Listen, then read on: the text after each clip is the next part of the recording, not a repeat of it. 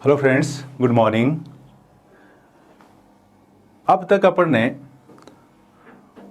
Relation में आपका reflexivity, symmetric transitivity और उससे इक्विवेलेंस ऑफ रिलेशन के प्रॉब्लम्स को सॉल्व किया है। आज अपना जो है वो इसी के रिजल्ट्स हैं आपके इक्विवेलेंस रिलेशन के, उनको अपन करेंगे। देखिए पहला रिजल्ट क्या है। If R1 and R2 are two equivalence relations on set A, दो रिलेशन है, एक R1 रिलेशन है, एक R2 रिलेशन है। इक्विवेलेंस रिलेशन है दोनों किसके ऊपर? सेट A पर।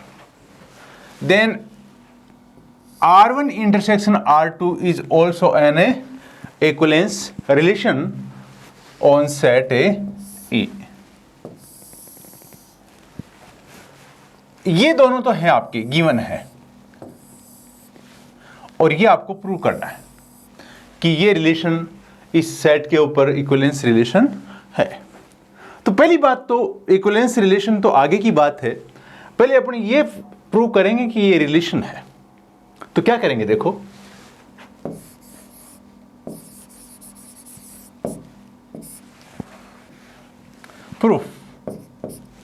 प्रूफ में क्या देखो, R1 and R2 are relations on set A. It is given R1 and R2 are relations on set A. So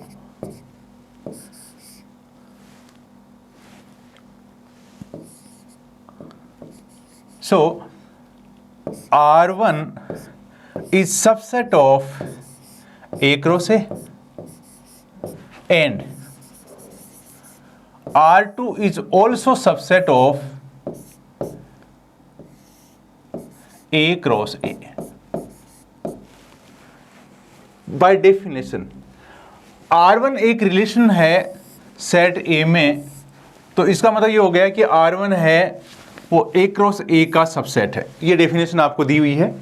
ऐसे ही R2 एक रिलेशन है, then R2 is also subset of A cross A। अगर ये ऐसा है, this implies that R1 intersection R2 is subset of A cross A। ये भी A cross A का सबसेट है और ये R2 ये भी A क्रॉस A का सबसेट है। इसका मतलब R1 intersection R2 is also subset of A cross A।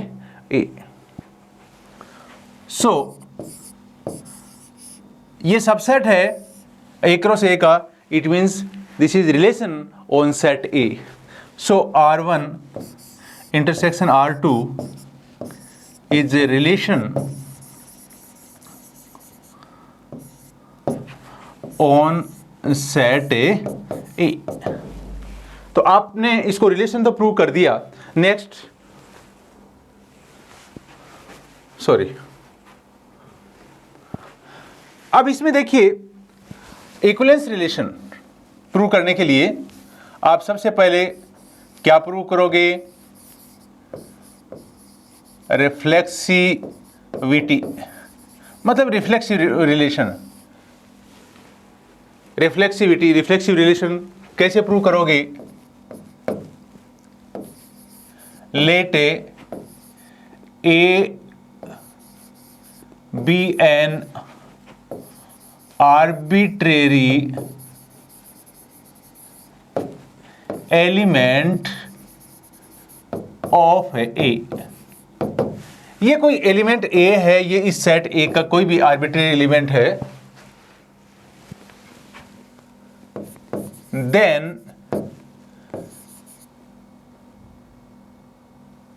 A belongs to A implies that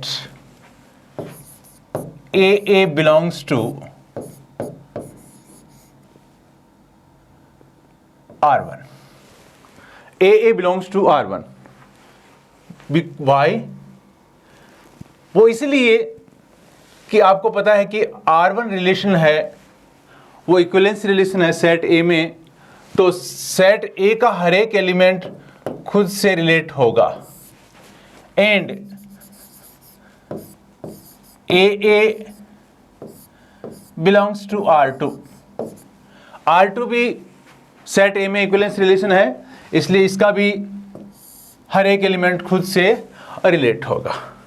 A belongs to R1, a belongs to R2, this implies that a belongs to R1 intersection R2।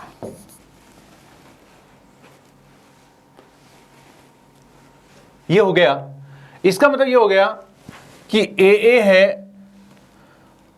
वो element होगा R1 intersection R2 का for all A belongs to A।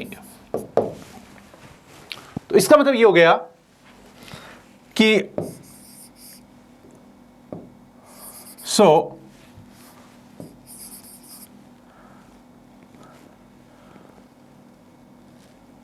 R1 intersection R2 is a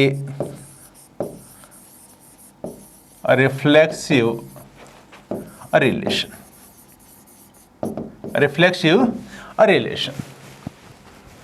reflexive relation हो गया R1 intersection R2। अब बात करेंगे symmetric relation की। Symmetric relation की बात करेंगे अपन। सिमेट्रिक रिलेशन में क्या होगा, देखो आप let AB belongs to A such that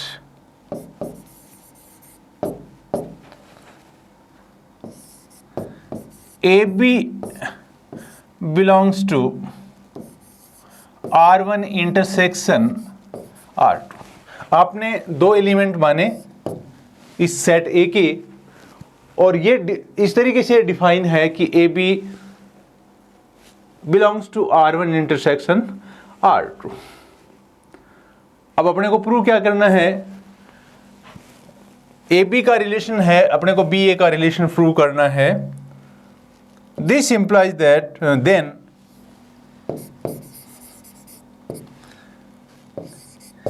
A B belongs to R1 intersection R2। This implies that, ये क्या बता रहा आपको, A B belongs to R1 intersection R2, ये बता रहा है A B belongs to R1, A B belongs to R1 and A B belongs to R2। मतलब ए बी R1 से भी बिलोंग करता है और ए बी R2 से बिलोंग करता है, क्योंकि दोनों का इंटरसेक्शन सेट है। दिस इंप्लाइज दैट, अब इसमें देखिए A B belongs to R1 and A B belongs to R2, B A belongs to R1 and BA belongs to R2। Why? Since R1 R2 are symmetric, क्योंकि ये symmetric होंगे तो ए का relation B से होगा, बी का ए से भी होगा। दिस इंप्लाइज दैट, इससे यहां से एक रिजल्ट आएगा, B A belongs to R1 intersection R2। B A belongs to R1 intersection R2, या इसको नीचे यहीं कर दीजिए।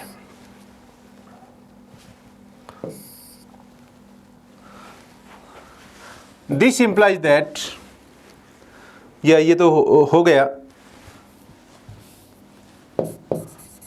Thus AB belongs to R1 intersection R2 implies that BA belongs to R1 intersection R2 for all AB belongs to A. So R1 intersection R2 is a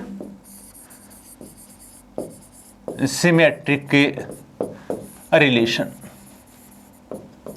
Symmetric relation.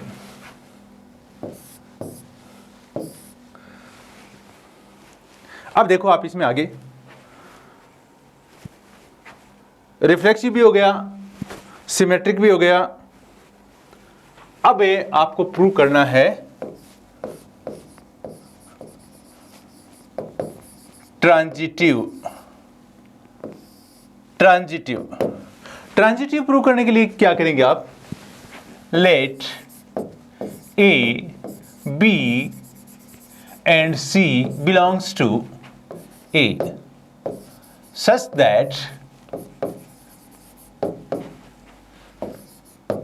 AB belongs to R1 intersection R2 and BC belongs to R1 intersection R2। कैसे करेंगे आगे? अब अपन इसको देखो, ये आपकी definition है तो इस डेफिनेशन को लीजिए। Then AB belongs to R1 intersection R2 and BC belongs to R1 intersection R2। तो ये क्या आपको बताएगा? दिस इंप्लाइज दैट, ये बताएगा AB belongs to R1 and AB belongs to R2। AB belongs to R1, AB belongs to R2 and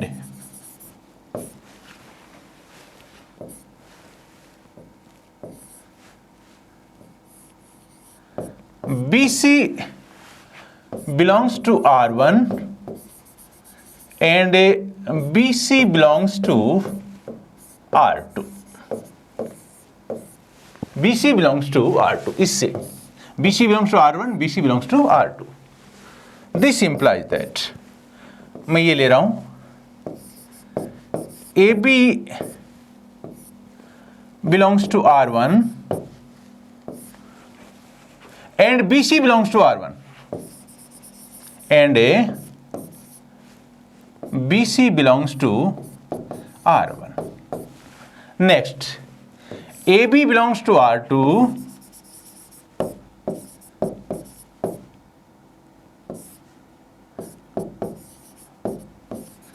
and BC belongs to R2।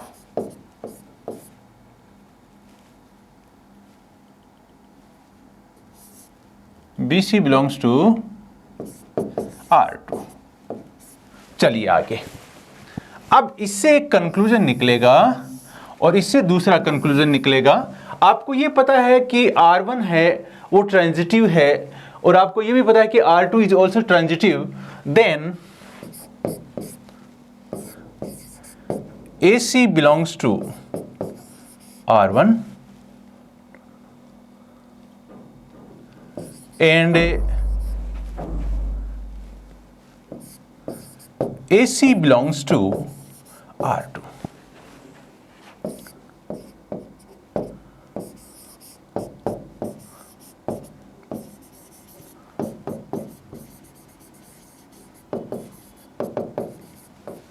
Okay, this implies that AC belongs to R1 and AC belongs to R2. AC belongs to R1 intersection R2। Thus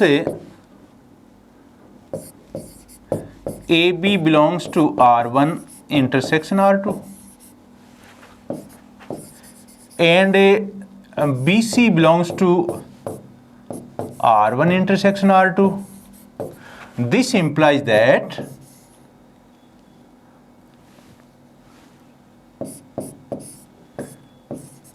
AC belongs to R1 intersection R2.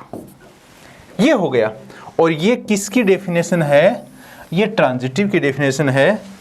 So R1 intersection R2 is a transitive. R1 intersection R2 is a transitive. अब देखो R1 intersection R2 reflexive भी हो गया, R1 intersection R2 symmetric भी हो गया और R1 intersection R2 transitive भी हो गया। सो R1 intersection R2 is a reflexive, symmetric and a transitive relation. So R1 intersection R2 is a equivalence relation. Equivalence relation. तो इस तरीके से आपका ये R1 intersection R2 equivalence relation हो गया। नेक्स्ट है the inverse of N equivalence relation is equivalence relation. तो एक रिलेशन R है, एक रिलेशन R इनवर्स है। आपको ये प्रूव करना है कि R अगर एक रिलेशन R है, वो इक्विवेलेंस रिलेशन है, then you have to prove that R inverse is also an equivalence relation. लेकिन सबसे पहले तो अपने को इसको रिलेशन प्रूव करना पड़ेगा। तो रिलेशन प्रूव कैसे करोगे? देखो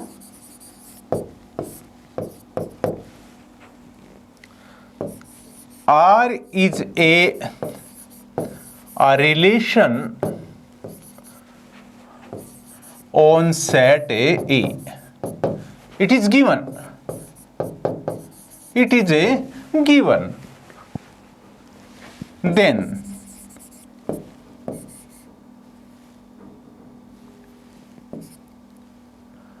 R is subset of A cross A, because a relation is subset of the Cartesian product. अगर R is subset of A cross A है, this implies that R inverse is subset of A cross A.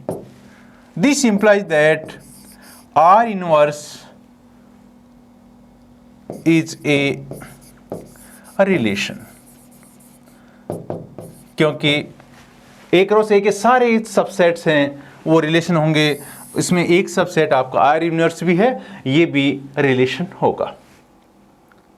Next, अब आपको क्या prove करना पड़ेगा? Reflexivity prove करनी पड़ेगी आपको इसकी। रिफ्लेक्सिव कैसे प्रूव करोगे? रिफ्लेक्सिव प्रूव करोगे, let A is an arbitrary element of A. Let A is an arbitrary element of A. Then A belongs to A implies that A belongs to R. Since R is a reflexive और equivalence relation, if AA belongs to R है, this also implies that AA belongs to R inverse. अगर a a are का element होगा तो a a R inverse का element भी होगा। For all a belongs to A, अगर a a belongs to R inverse है then R inverse is a reflexive relation. Okay, तो आर इनवर्स है आपका, ये आर इनवर्स, ये रिफ्लेक्सिव रिलेशन हो गया। नेक्स्ट इसको सिमेट्री की बात करिए आप इसकी।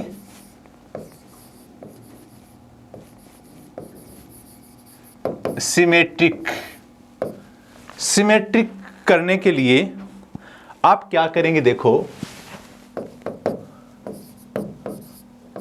Set A B belongs to set A such that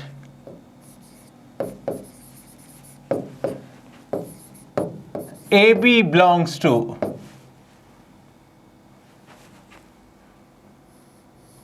R inverse. AB belongs to R inverse. अब देखिए आप इसमें AB belongs to R inverse. AB belongs to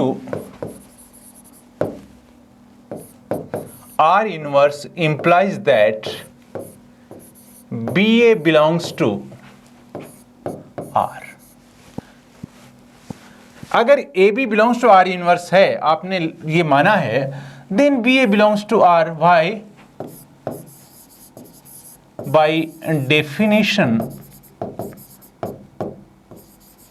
of R inverse, क्योंकि आर इनवर्स की डेफिनेशन क्या है, if B A belongs to R then A B belongs to R inverse, मतलब ordered pair में आपके एलिमेंट्स इंटरचेंज कर जाएंगे, ये डेफिनेशन है। This implies that A B belongs to R. Why? Because R is a symmetric relation. R is symmetric relation. This implies that BA belongs to R inverse by definition of R inverse. Because AB belongs to R, then BA belongs to R inverse. Here AB belongs to R inverse implies that BA belongs to R inverse for all AB belongs to A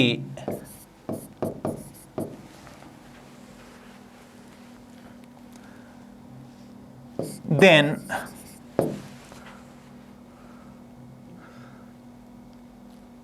R inverse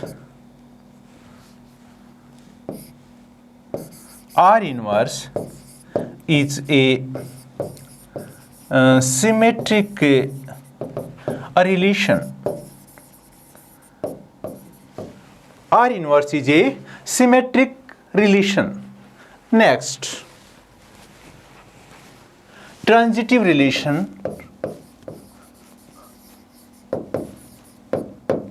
transitivity prove करनी है अपने को। Transitivity prove करने के लिए अपन क्या मानेंगे,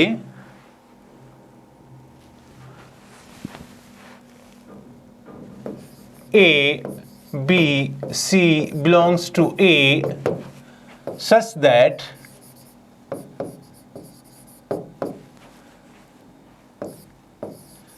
A B belongs to R inverse and BC belongs to R inverse.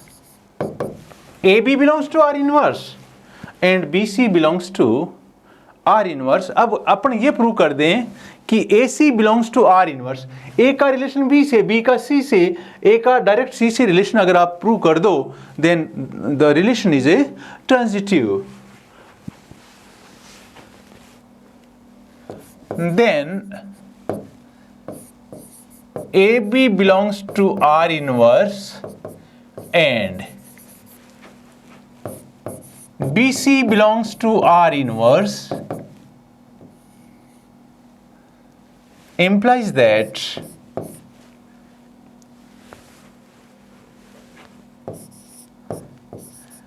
BA belongs to R and CB belongs to R. Why? By definition of R inverse। R inverse की definition से मैंने इसको A B belongs to R inverse को B A R लिख दिया और B C R inverse को C B are लिख दिया। Next,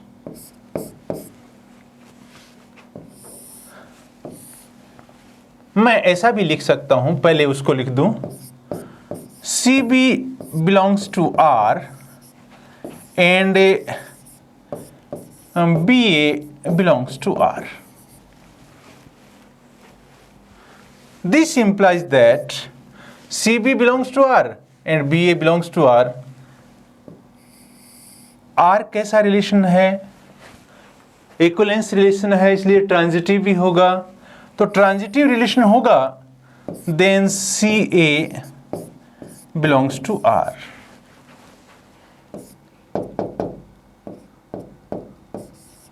R is a transitive relation. Next, this implies that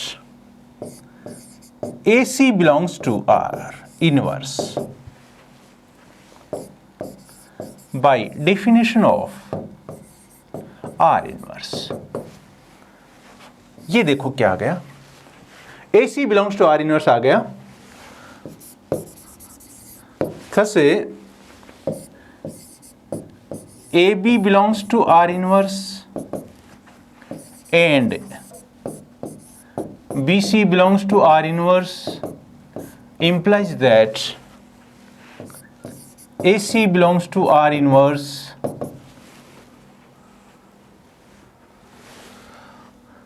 so R inverse is a transitive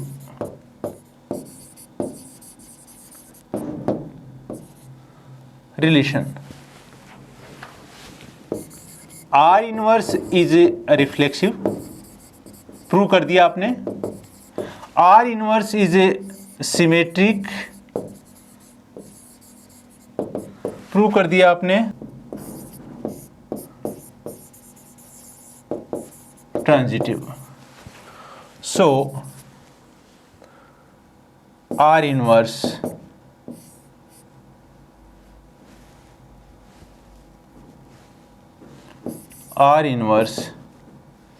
is a equivalence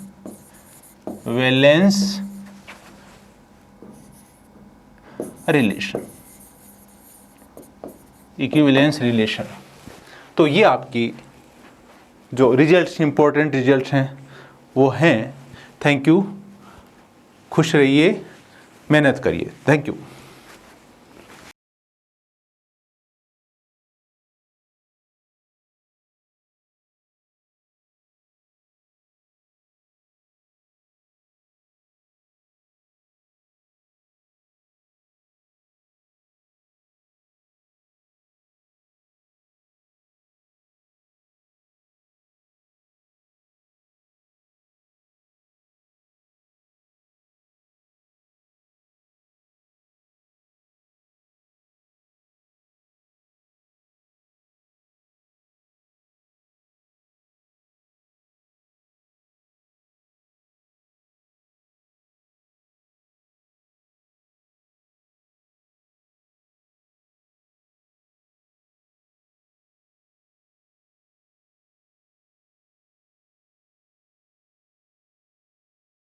and transitive.